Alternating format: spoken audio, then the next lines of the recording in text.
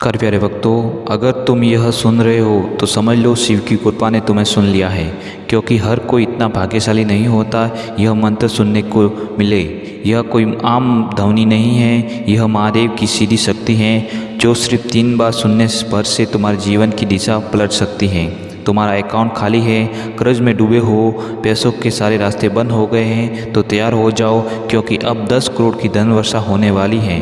हाँ, सिर्फ 3 बार सुनो और देखो कैसे तुम्हारे घर में पैसों का ढेर लग जाता है। यह शिव का वचन है और शिव जी कहते हैं जो कभी टलता नहीं। आंख बंद करो, विश्वास लगाओ और सुनो इस महाशक्तिशाली धनदायक शिव मंत्र को। तो बिना देर किए हुए चलो सुनते हैं उस दिव्य मंत्र को। मंत्र इस प्रकार है। ओम ह्रीं श्रीं क्लीं नमः शिवाय श्रीधनप्रदाय नमः। ओम ह्रीं श्रीं क्लीं नमः शिवाय श्रीधनप्रदाय नमः।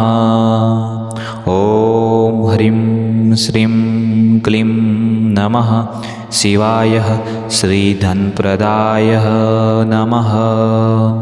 ओम ह्रीं श्रीं क्लीं नमः शिवाय श्रीधनप्रदाय नमः। ओम ह्रीं श्रीं क्लीं नमः शिवाय श्रीधनप्रदाय नमः। ओम ह्रीं श्रीं क्लीं नमः शिवाय श्रीधनप्रदाय नमः। ओम ह्रीं श्रीं क्लीं नमः शिवाय श्रीधनप्रदाय नमः। ओम ह्रीं श्रीं क्लीं नमः शिवाय श्रीधनप्रदाय नमः। ओम ह्रीं श्रीं क्लीं नमः शिवाय श्रीधनप्रदाय नमः।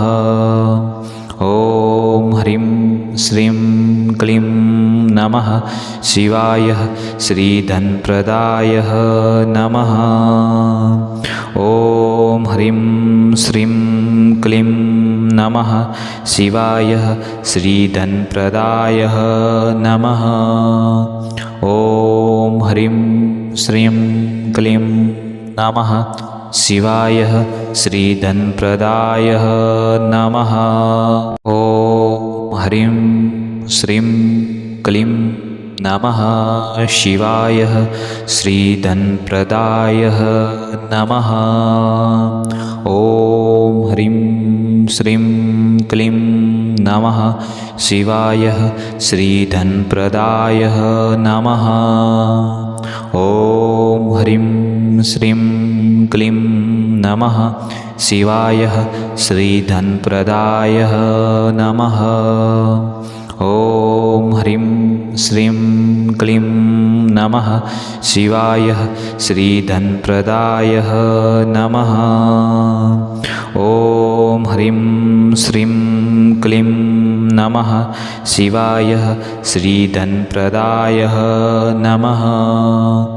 ओम ह्रीं श्रीं क्लीं नमः शिवाय श्रीधनप्रदाय नमः।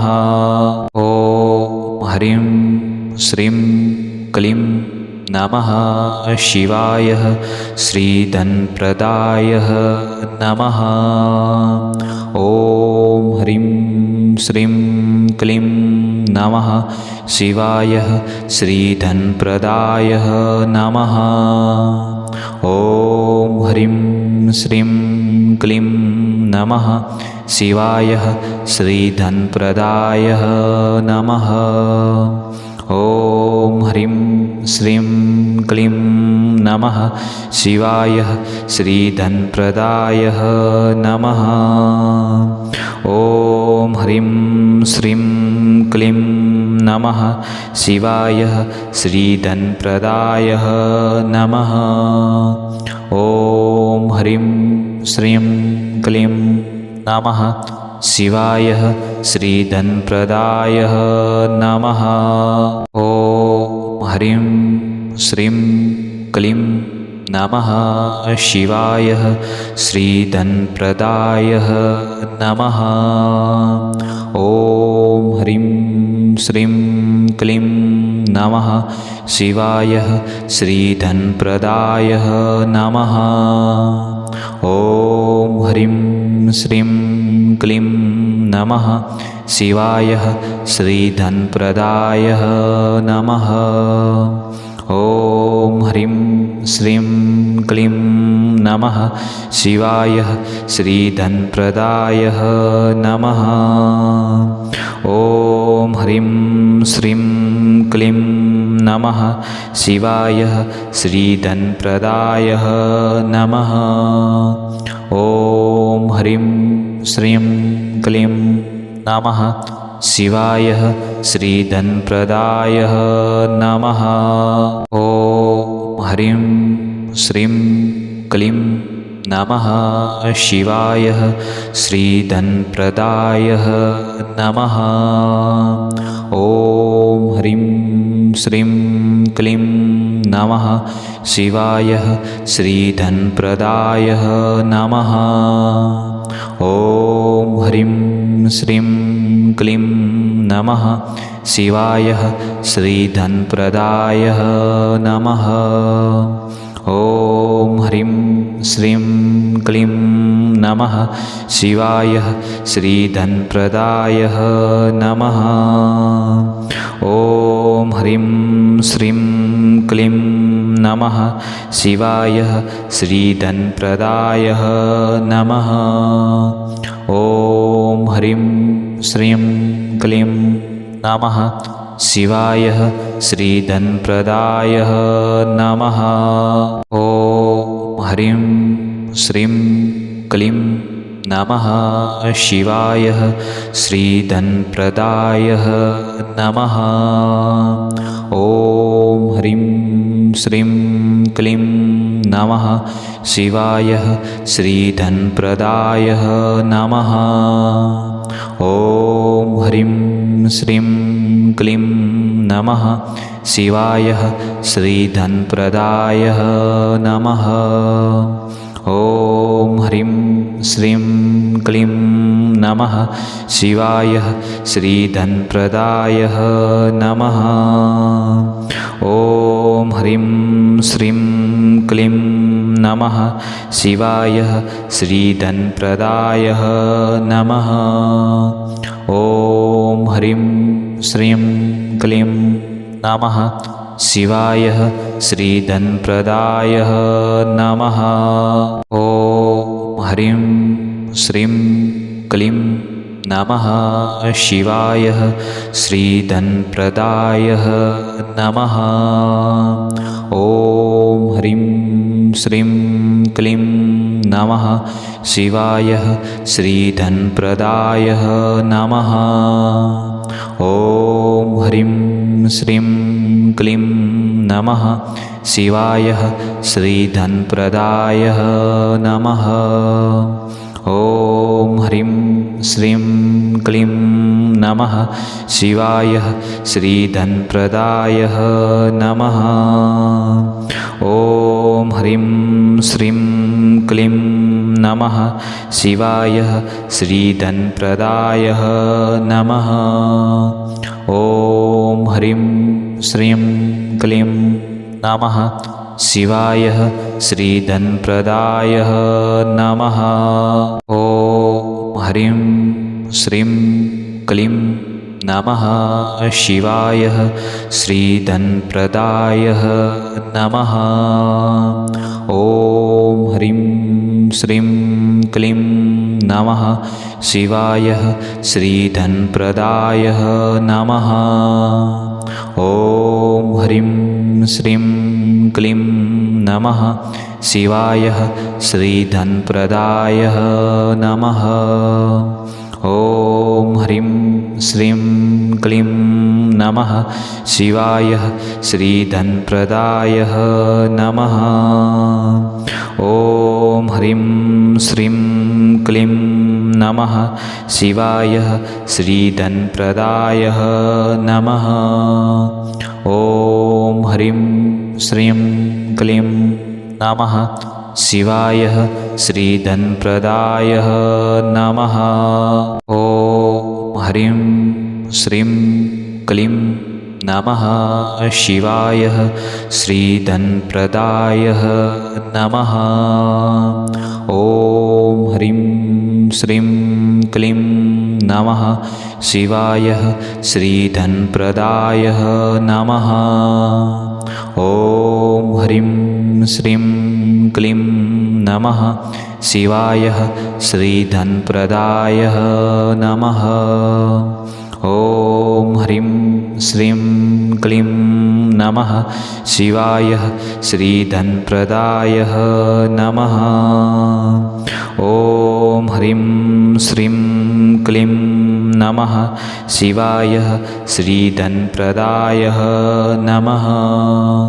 ॐ ह्रीं श्रीं क्लीं नमः शिवाय श्रीधनप्रदाय नमः।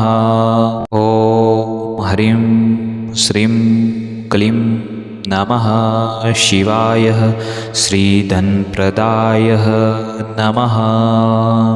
ॐ ह्रीं श्रीं क्लीं नमः शिवाय श्रीधनप्रदाय नमः। ॐ ह्रीं श्रीं क्लीं नमः शिवाय श्रीधनप्रदाय नमः। ॐ ह्रीं श्रीं क्लीं नमः शिवाय श्रीधनप्रदाय नमः। ॐ ह्रीं श्रीं क्लीं नमः शिवाय श्रीधनप्रदाय नमः। ॐ ह्रीं श्रीं क्लीं नमः शिवाय श्रीधनप्रदाय नमः। ॐ ह्रीं श्रीं क्लीं नमः शिवाय श्रीधनप्रदाय नमः। ॐ ह्रीं श्रीं क्लीं नमः शिवाय श्रीधनप्रदाय नमः। ॐ ह्रीं श्रीं क्लीं नमः शिवाय श्रीधनप्रदाय नमः। ॐ ह्रीं श्रीं क्लीं नमः शिवाय श्रीधनप्रदाय नमः। ॐ ह्रीं श्रीं क्लीं नमः शिवाय श्रीधनप्रदाय नमः। ॐ ह्रीं श्रीं क्लीं नमः शिवाय श्रीधनप्रदाय नमः। ॐ ह्रीं श्रीं क्लीं नमः शिवाय श्रीधनप्रदाय नमः। ॐ ह्रीं श्रीं क्लीं नमः शिवाय श्रीधनप्रदाय नमः। ॐ ह्रीं श्रीं क्लीं नमः शिवाय श्रीधनप्रदाय नमः। ॐ ह्रीं श्रीं क्लीं नमः शिवाय श्रीधनप्रदाय नमः। ॐ ह्रीं श्रीं क्लीं नमः शिवाय श्रीधनप्रदाय नमः।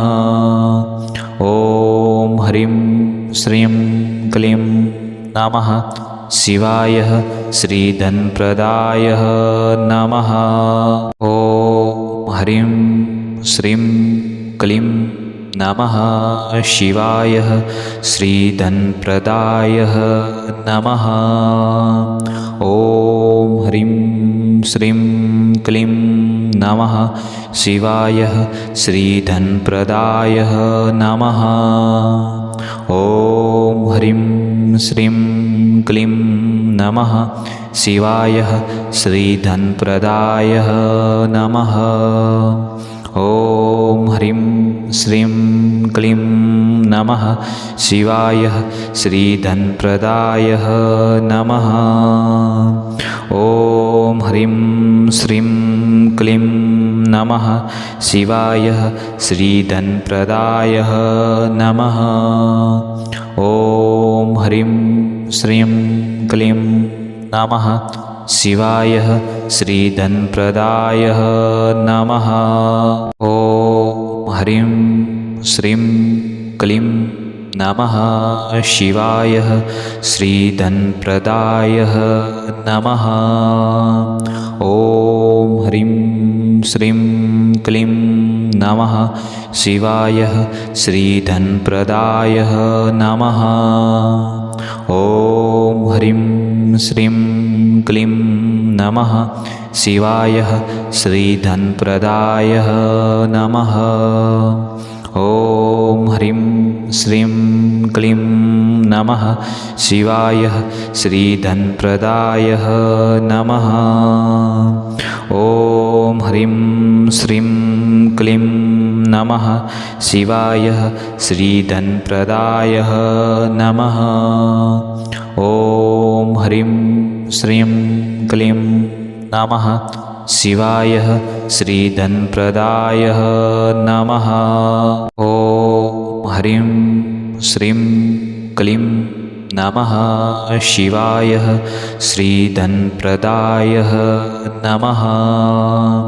ॐ ह्रीं श्रीं क्लीं नमः शिवाय श्रीधनप्रदाय नमः। ॐ ह्रीं श्रीं क्लीं नमः शिवाय श्रीधनप्रदाय नमः। ॐ ह्रीं श्रीं क्लीं नमः शिवाय श्रीधनप्रदाय नमः। ॐ ह्रीं श्रीं क्लीं नमः शिवाय श्रीधनप्रदाय नमः। ॐ ह्रीं श्रीं क्लीं नमः शिवाय श्रीधनप्रदाय नमः। ॐ ह्रीं श्रीं क्लीं नमः शिवाय श्रीधनप्रदाय नमः। ॐ ह्रीं श्रीं क्लीं नमः शिवाय श्रीधनप्रदाय नमः। ॐ ह्रीं श्रीं क्लीं नमः शिवाय श्रीधनप्रदाय नमः। ॐ ह्रीं श्रीं क्लीं नमः शिवाय श्रीधनप्रदाय नमः। ॐ ह्रीं श्रीं क्लीं नमः शिवाय श्रीधनप्रदाय नमः। ॐ ह्रीं श्रीं क्लीं नमः शिवाय श्रीधनप्रदाय नमः। ॐ ह्रीं श्रीं क्लीं नमः शिवाय श्रीधनप्रदाय नमः। ॐ ह्रीं श्रीं क्लीं नमः शिवाय श्रीधनप्रदाय नमः। ॐ ह्रीं